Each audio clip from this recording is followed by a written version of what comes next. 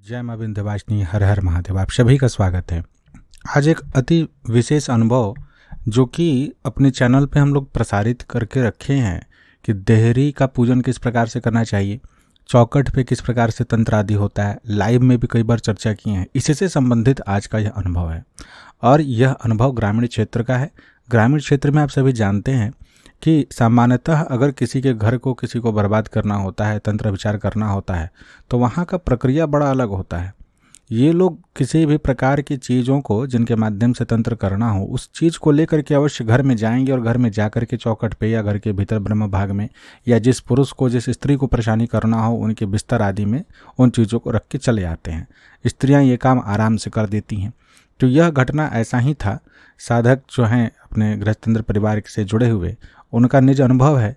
उनका नया विवाह हुआ था और विवाह में दहेज अच्छा खासा मिला था और गांव में ये सब बातें ईर्ष्या की हो जाती है कि मेरा बेटा को ज़्यादा मिला, मेरा बेटा को ज़्यादा मिला, तो उसे इतनी सुंदर पत्नी मिली। तो किसी ने द्वेषवश जो है नवविवाहिता के ऊपर में, और नवविवाहिता के लिए जो आगामी जब विवाह करके कोई कन्या आती हैं तो उनका जो 3 महीना होता है बहुत क्रूशियल पीरियड होता है। उस समय में उनके ऊपर अभिचार हो सकता है। उस समय में जो बोला जाता है कि घर से बाहर नहीं निकलना चाहिए, बहुत सारे विधि नियम होते हैं। उस समय में सिंदूर भरने का नियम, पूजन पाठ का नियम, 3 महीना के बाद ही कहीं जाने का नियम। तो आज के समय में तो इतना नियम कोई मानता नहीं है। तो इसी समय में जो ये समय चल रहा था विवाह का, तो नया नया विवाह होके आता है तो अगल बगल आस पड़ोस के लोग भी बड़े आते हैं, हंसी मजाक चलता है, नॉर्मल किया जाता है। एक अच्छा जहाँ पर हेल्दी पड़ोसी हो तो इस प्रकार का विषय रिलेशनशिप को लोग चलाते हैं, निभाते हैं। गाँव में आज भी यह विषय चलता है। तो इसी का फ़ायदा उठा करके द्वेष करने वाले एक परिवार ने उन बच्चे के ऊपर में इस प्रकार का तंत्र विचार कर दिया। अब अविचारिक जो विषय थी उसमें होता क्या था, विवाह के लगभग 15-16 दिन के बाद से उनके साथ अनिद्रा की स्थिति उत्पन्न हो गई। रात को सो नहीं पाती, सुबह सही से उठ नहीं पाती, उठती तो दिन भर सर में दर्द रहता, और जो मंथली पीरियड्स हैं वो अनियमित होना शुरू हो गए। और सबसे बड़ा विषय था कि उसमें एक दिक्कत यह भी हो रहा था कि अभी 10-12 दिन बीता फिर से पीरियड आ गया। तो ये जब दिक्कतें शुरू हुई तो नॉर्मली लोग ये कहते हैं कि विवाह के बाद इस प्रकार की समस्या होती हैं, थोड़ा साइकोलॉजिकल इशू भी होता है, तो उसे नॉर्मल ले करके गायनों में दिखा करके थोड़ा दवाई आदि दिलाया गया और सारा विषय नॉर्मल समझा गया। लेकिन 3-4 महीने बीतने के बाद ये समस्या और बढ़ती गई। समस्या बढ़ने के साथ साथ में अब लड़की जो है काफ़ी चिड़चिड़ी होने लगी, जो कि बहुत सामान्य सा प्रभाव है। और चूँकि शरीर में बीमारी उत्पन्न हो रही थी तो ये समस्या तो होनी ही है, चिड़चिड़ापन तो आना ही है। अब चिड़चिड़ापन के साथ साथ में थोड़ा थोड़ा लोगों को यह आभास होना शुरू हुआ कि ये जब क्रोधित होती हैं, ससुराल के लोग बड़े सौम्य और शांत प्रवृत्ति के व्यक्ति थे, 2 लड़के थे, ये बड़े थे। तो ये जो है, अब चूँकि पहला विवाह घर में हुआ था तो थोड़ा लगा कि हो सकता है कि एक दिमाग में स्थिति होती है ऐसी, व्यक्ति को दिक्कत होता है, नई जगह में है, थोड़ा ये फ्रस्ट्रेट हो रही हैं, उतना स्वतंत्रता नहीं मिल रहा है, गांव का माहौल है, बहुत ज़्यादा बाहर आने जाने नहीं मिलता है, तो इनको जो है मायके पहुंचा दिया जाए। तो यूपी बिहार में होता है ना, दिन धराना कहते हैं, कि एक मुहूर्त रखा गया और उसमें उनको विदा करके लेके मायके वाले चले गए। और एक और विषय इसमें रहा है, यह सब आप जानते होंगे कि जब किसी का विवाह होता है तो धर्मपत्नी जब रहती हैं होली के समय में, तो होली से पहले उनको मायके भेजा जाता है। कि यह नियम है कि पहला होली जो है ससुराल में नहीं मनाना चाहिए। तो यह विषय वहाँ उत्पन्न था, इनको होली के आसपास भेजना था, लेकिन चूंकि इनकी समस्या बढ़ गई तो उससे 1 आध महीने पहले ही उन्हें भेज दिया गया कि ऐसे भी जाना था, ऐसे भी चली जाएं। अब जब वहाँ होलिका का जो 8 दिन का अष्टक लग जाता है, होलाष्टक लग जाता है, उस समय उनकी समस्या बढ़नी शुरू हुई मायके में। और होली के 1 आध दिन के आसपास में ये पूरा आवेशित हो गई, खेलना शुरू कर दी। जिस परिवार से बिलोंग करती हैं उस परिवार के लोग पढ़े लिखे, मॉडर्न, और जहाँ पर ये विषय आता है आप जान लीजिए कि मैक्सिमम लोग इसको नकार देते हैं, इसको जल्दी मानते नहीं हैं। ये परिवार अब इस अवस्था में आ चुका था कि इन चीज़ों को नहीं मानता था, क्योंकि पढ़े लिखे थे और कहीं ना कहीं एक रुतबा था, समाज में दबदबा था, पैसे की कमी नहीं थी, तो इस विषय को माने नहीं। साथ ही में इनको मन में यह शंका हुआ कि कहीं ससुराल में कहीं इनको कोई प्रताड़ना किया गया है, कोई प्रताड़ित हुई हैं, अब ये बता नहीं सकती हैं, तो मानसिक रूप से ये अस्वस्थ हो रही हैं। तो काउंसलिंग, अब आजकल के समय में काउंसलिंग होता है, काउंसलिंग के लिए ले जाया गया।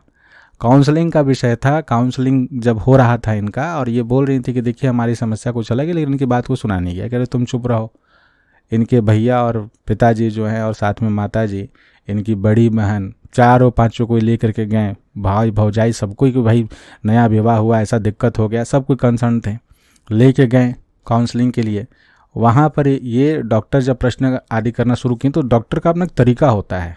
जो पेशेंट है, साइकोलॉजिकल इशू उसको क्या है, तो उसमें उसको क्रोध दिलवाएगा, कुछ ऐसा बात बोलेगा कि उसको गुस्सा आए, कुछ ऐसा बात बोलेगा कि वो नॉर्मल हो जाए। तो उनके अपने तरीके होते हैं। तो उन्हीं तरीकों में वो जो पूरा काउंसलिंग सेशन चल रहा था पहली बार, तो उस काउंसलिंग सेशन में जो इन्होंने हमें बताया, ये बोलते हैं कि भैया वो मंजुलिका बन गई थी पूरा वहाँ। जब वो शुरू किए, जब क्रोध दिलाए, क्रोधित तो हुई, लेकिन पूरा सिस्टम भाई साहब की अलग कर दी। मंजुलिका पलंग उठाई थी, इनका टेबल उठा लिए। टेबल उठा ली। तो सबसे पहला विषय तो ये हुआ कि इनकी जो भाभी सबसे ज़्यादा उछल रही थी कि अरे कुछ नहीं होता ऐसा फालतू तुम्हें दिमाग में बैठा के रखी हो, इनका रौद्र रूप देख करके सबसे पहले वही भागे गिरते पड़ते कि ये क्या हो रहा है।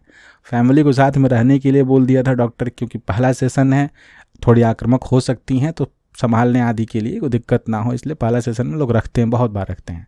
और ये सेशंस होना जरूरी भी होता है। हर कोई के ऊपर भूत प्रेत की समस्या होती उतनी अधिक नहीं है, कई बार ऐसा दिक्कत हो जाता है, तो काउंसलिंग आदि से थोड़ी शांति भी मिलती है। बट यहाँ पर तो यहाँ रियल मैटर था ये। तो एक तो पहला चीज़ वहाँ हुआ पूरी रूप से ऊपर। दूसरा जो है समस्या को और बढ़ाने लगी, वहाँ पर पूरा चिल्लाना। अब डॉक्टर के जो तरीके हैं वो तरीकों को अपनाया, वो पूरा समझाने का कोशिश कर रही हैं, शांत कर रही हूँ। शांत क्यों होने जाए, वो तो शांत हो नहीं रहा है। तब इंजेक्शन दे करके इनको शांत कराने का प्रयास किया गया। इंजेक्शन से भी कोई बहुत ज़्यादा प्रभाव नहीं पड़ा, लेकिन जैसे तैसे घर आई। और तब इन्फॉर्मेशन गया कि भैया ये समस्या हो गई है, आप जो है आ जाइए।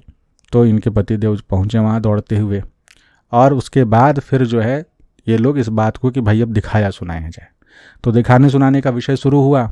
दिखाने सुनाने की प्रक्रिया में ये चीज़ जो थी, जब कोई सोखा हो जाए देखते सुनते ये आती शरीर पे और ललकार लगाती कि तेरे में औकात है, हिम्मत है, तो तू बता कि मैं कौन हूँ, मुझसे क्यों पूछता है, तेरे में औकात है तो तू बता, और तू तो फलाने चीज़ की पूजा करता है, ये बता दे। और लगभग चीज़ें इसकी सही निकले कि हाँ ये चीज़ तो ये सही बोल रही है, लेकिन वो पोटेंशियल वाले साधक जल्दी इनको नहीं मिल रहे थे जिसमें ये बताएं।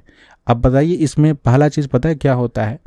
कोई पुरानी शक्ति, किसी की कुल पूजित, जैसे आप जान लीजिए कि एक बली बाबा का विषय है। बली बाबा को जैसे बुलाकी मसान है, बली बाबा है, ये सभी शक्तियाँ हालांकि ठीक है एक स्तर पे, बट इनको नेगेटिव तरीके से चलाने का जो विषय जब उत्पन्न हो जाता है ना, तो बड़ा दिक्कत हो जाता है। फिर वो अपना अलग चाल, फिर उसमें 50 झंझटें हो जाती हैं उनका, अगर केवल भगतवाल की पद्धति से चला जाए तो। इनके साथ भी यही समस्या थी।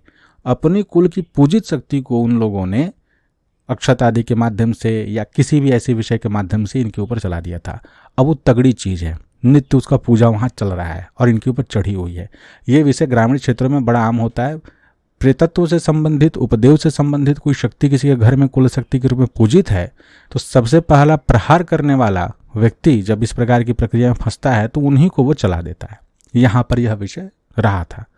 तो जब कोई पकड़ नहीं पाए, तो इस चूँकि ग्रामीण लोग हैं तो उन लोगों को समझ में आ गया कि ये पूजित शक्ति है, जरूर कुछ ऐसा विषय रहा है, इसीलिए ऐसा ये बार बार बोल रही है। तब फिर जो है उसमें एक और विषय होता है जो हल षष्ठी के समय का एक विषय था, उसको हमने स्पष्ट किया था एक वीडियो में कि किस प्रकार से हल षष्ठी के समय में उपदेश आदि के माध्यम से गुरु अपने शिष्य को सभी चीज़ देता है। तो इस प्रक्रिया का यहाँ पर इन्होंने प्रयोग किया था। उसमें क्या किए कि क्षेत्र इनको पता था कि किस क्षेत्र में इनका स्थान है, और केवल इतनी जानकारी उन्होंने क्षेत्रपाल आदि के माध्यम से निकाल ली, जो साधक थे, जो जानकार व्यक्ति थे, कि आखिर में ये शक्ति किस चीज़ से संबंधित है, कौन सी यह शक्ति है। और वो पता चल गया कि ये फलाना शक्ति है।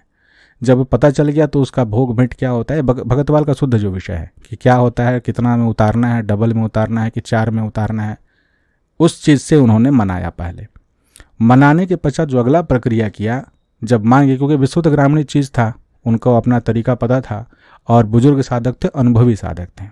पता करने के पश्चात जब सारी चीज़ों की जानकारी हो गई, उसके पश्चात इसको उतारें, और उतारने के बाद उन लोगों के साथ में, मतलब जिनकी यहाँ की शक्ति थी, उनके साथ उनके घर भेजने से पहले अपनी कुछ चीज़ों को लगा करके इन्होंने भेज दिया। ये पूरा एकदम तांत्रिक विद्या वाला जो विषय होता पलटने वाला, उसमें इन्होंने कर दिया। इनके शरीर को बांध करके जो पूरा सुरक्षित करना था वो सब सुरक्षित आदि कर दिया, समस्या लगभग 90% सॉल्व हो गई। और जिन्होंने किया था ये सारा चीज़, उनके घर में उत्पात मचना शुरू हो गया, इन्फॉर्मेशन आनी शुरू हो गई, इनको पता भी चल गया कि किसके घर की समस्या है, क्या था नहीं था। यहाँ पर होली बीता, दिन धर आया, वापस से ससुराल आई, कोई समस्या विशेष इनके साइड में नहीं थी, वो भगत जी ने जो बताया था वो कर रही थी। समय बीतने के पश्चात सामने वाला व्यक्ति जो शत्रु था, चूँकि ये पहला इंसिडेंट है। दूसरा इंसिडेंट तब हुआ जब वो लोग दोबारा से प्रयोग किए। घर आना जाना डायरेक्टली तो कोई लड़ता नहीं है ना बोल करके कि तुमने किया, ये होता नहीं है अपने भारत में, वो हो जाए तो सीधे मार। तो वो दोबारा जो है फिर से प्रयोग किए, लेकिन इस बार ये लोग तैयार थे। क्या, जब बातचीत चली थी हमारे साथ में, पहले का जब विषय पूरा बताया गया था कि भैया आगे ये लोग दोबारा ना कर पाए, इसके लिए क्या किया जाए। हमने कहा कि आपके यहाँ तो ये चीज़ स्पष्ट है कि आएंगे, तो बोले हाँ भैया बिल्कुल आएंगे। बोले घर को आप कितने भी सिस्टम से बांध दीजिए, छान दीजिए, जब ये पूरे अंदर ही घुसेंगे तो संभावना भले थोड़ी कम हो सकती है, जो ये प्रयोग करेंगे उसका प्रभाव थोड़ा कम हो सकता है, लेकिन प्रभाव तो पड़ेगा ही, दहलीज अगर लांग रहा है तो आप एक काम कीजिए, दहलीज पे ही प्रचंड शक्ति की पूजन कीजिए।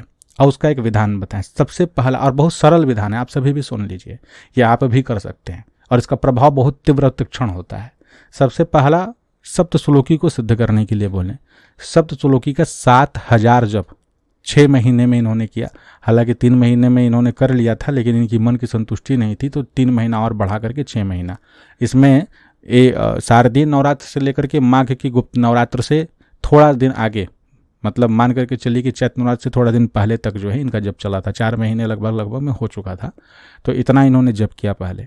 और चैत्र के नवरात्र के समय में भगवान काल भैरव जी का एकाक्षरी बीज जो था उसका जप कराए थे, एकाक्षरी बीज मात्र। और चूंकि ये साधक जो हैं यज्ञोपवीत धारण आदि करते थे, नियम से अपना चल रहे थे, विवाह के समय ही यज्ञोपवीत हुआ था, तो नियम से अपना चल रहे थे। जितना इनको अच्छे शास्त्री जी मिले थे, अच्छे आचार्य मिले थे, जिन्होंने गायत्री का उपदेश आदि दिया था, तो ठीक संध्या कर रहे थे। जितना चलना चाहिए इसके समय में उतना ही कर ले रहे थे। तो एकाक्षरी बीज का इन्होंने जप किया 1.25 लाख करने के बाद पुनः बोले कि और 3 बार कीजिए, नहीं तो 4 लाख कंप्लीट कीजिए। तो 4 लाख पहले एकाक्षरी का जप हुआ, यानी कि वो एकाक्षरी प्रचंड हो चुकी है। सब श्लोकी 2 चीज़ इन्होंने सिद्ध किया। तीसरा क्या प्रयोग करना था कि उस एकाक्षरी बीज से संपुट करके सप्त श्लोकी का पाठ करना। ये जो प्रक्रिया है बगलामुखी जयंती के समय से इन्होंने आरंभ किया। एकाक्षरी काले भैरव का बीजाक्षर से संपुट करके सप्त श्लोकी का पाठ, यानी कि संपुट पाठ की विधि चैनल पे है, आप देख सकते हैं। और उस समय में करना केवल मात्र इतना था, एक तांबा का लोटा में पानी और गुड़ डाल करके थोड़ा सा उसमें लाल पुष्प या गुलाब आदि के पुष्प और गुलाब का इत्र हल्का सा डालना था। और उसके बाद सामने हाथ में लोटा लिए, एकाक्षरी बीज से संपुट करके सप्तश्लोकी का पाठ किए, प्रार्थना किए कि हमारे घर का पूर्ण रूप से बंधन हो जाए, देहरी पूरा बंध जाए, इस पे भैरव जी का पहरा लग जाए, कोई भी शक्ति इसका उल्लंघन ना करे, जो उल्लंघन करे बाहर की, जो हमारा अहित करना चाहती हो, वो सब नष्ट हो जाए, भैरव जी उसे दंड दे। उसका एक और मंत्र है, वो उनके साथ शेयर किए थे, वो साबर मंत्र है। साबर और थोड़ा सा उसमें तांत्रिक प्रणव, ये तांत्रिक बीज आदि है, उसमें परंपरागत मंत्र है, तो वो चीज़ उनको दिया गया था। तो उससे उसे वो फिर जैसे पहले संपुट करके उसको अभिमंत्रित किए, फिर उस मंत्र से उसको चलित किए जो साबर मंत्र था, और उसे ले जा करके दहलीज पर जो है दोनों तरफ डालना था, जो देहरी है उस पर। और बाकी का सारा विषय जो दहलीज की पूजन होती है, देहरी की पूजन और साथ में आटा का दिया आदि, वो सारा कर रहे थे। इसका प्रचंड प्रभाव ये पड़ा कि जब दूसरी बार जब घात होने की संभावना बनी और उन्होंने घात किया, जिस दिन वो घात किए थे उसी दिन 24 घंटे के अंदर अंदर उनके घर में, जो करने वाले लोग हैं उनके घर में 2 लोगों का एक साथ एक्सीडेंट हुआ था, जिसमें एक कोई अभी तक वर्तमान 2024 का या अक्टूबर का समय चल रहा है, इस समय तक वो अभी तक होश में नहीं आ पाए, मतलब कॉमा में एक तरीके से उनको अभी तक सही से पूरा विषय हुआ नहीं है, शायद पैरालिसिस वाला विषय भी हो गया है या इससे संबंधित कुछ है, मतलब होश में नहीं है, ब्रेन में कुछ वैसा प्रॉब्लम हो गया एक्सीडेंट के बाद से। और एक व्यक्ति जो है उसको तो समय लगा, वो ठीक हुआ, लेकिन अब उसकी स्थिति बहुत खराब है। हम यह नहीं कह रहे हैं कि भैरव जी वहाँ पे तुरंत उसका अहित कर दिए, लेकिन जिस स्तर में वो प्रयोग किया था उसी स्तर में उसको जवाब मिला है, यह याद रखिएगा। जब कभी भी आप रक्षात्मक शक्तियों को जागृत कर लेते हैं तीव्रता से, और अगर आपका मन शुद्ध है, भाव शुद्ध है, क्रिया विधि में आपने समर्पण रखा है, किसी प्रकार का कोई मन में द्वेष नहीं रखा है, आप सिर्फ कहीं ना कहीं शरणागति के भाव से उसे किए और अपने परिवार के रक्षण के लिए एक सदगृहस्थ की भांति आपने किया है, तो देवता जो दंड देंगे इधर से, इसमें कहीं उन्होंने संकल्प नहीं किया था कि फलाना मेरा शत्रु है, उसका नाम ये है, उसको ये करो वो करो। नहीं, यहाँ तो सीधा सा विषय था जो भी ज्ञात अज्ञात शत्रु हैं उनके जो कुछ भी अज्ञात अज्ञात प्रयोग हो आप उस प्रयोग को नष्ट कर दें या उचित दंड प्रदान करें। ये जो संकल्प होता है सामान्यतः रक्षात्मक, वो किया गया था, तो इन्हें इस प्रकार का विषय दंड मिला। ये वर्तमान स्थिति उनकी बनी हुई है। आप चाहें तो हम यह नहीं कहेंगे कि आप भैरव जी के मंत्र से एकाक्षरी संपुट करें, लेकिन आप जिस भी बीजाक्षर का संपुट करें, अगर आप सौम्य देवताओं का भी प्रयोग करते हैं तो ये अब आप जान सकते हैं, ये कॉमन विषय नहीं है कि आप किस देवता के मंत्र का प्रयोग करेंगे। चाहें तो आप हनुमान जी के एकाक्षरी का प्रयोग करें, भगवान बटुक भैरव जी के एकाक्षरी का प्रयोग करें, नरसिंह जी के एकाक्षरी का प्रयोग करें, या भगवती काली का एकाक्षरी का प्रयोग करें, दुर्गा जी के एकाक्षरी का प्रयोग करें। जिस भी एकाक्षरी का प्रयोग करें, कम से कम देव दीक्षा विधि आदि से उस मंत्र को किसी दिव्य समय में ग्रहण करके 4 लाख जप कर लें, सप्तश्लोकी के 7000 जप कर लें, जीवन पर्यंत प्रयोग करें। केवल देहरी रक्षण के लिए ही नहीं होगा, किसी के शरीर के रक्षण बंधन आदि के लिए भी। यह वीडियो अनुभव और साथ में सिद्धि आदि की प्रक्रिया विधि है, दिव्य विधि है। ये अनुभव जब इन्होंने हमें भेजा तो ध्यान पे आया कि इस पूरे विषय को इस अनुभव के साथ शेयर किया जाए ताकि लोग इसका लाभ उठा पाएं।